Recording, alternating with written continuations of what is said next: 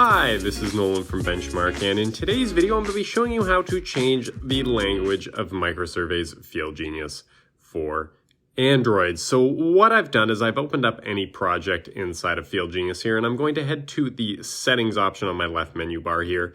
That is going to open up all of my settings. I'm going to want to select my language option here, and as I am a true-blooded Canadian here, what I'm going to do is I'm going to select our second official language, French. It is then going to prompt me to restart the app, so if I restart and exit the app now, it's going to ask me if I want to. I'm going to hit yes, and I reopen FieldGenius. And as you see, when I reopen FieldGenius here, instead of being in English, the rest of my language is now in French, and I will spare you the pain and horror of having to listen to my poor French pronunciation, but that is how you change the language inside of Microsurvey's FieldGenius for Android.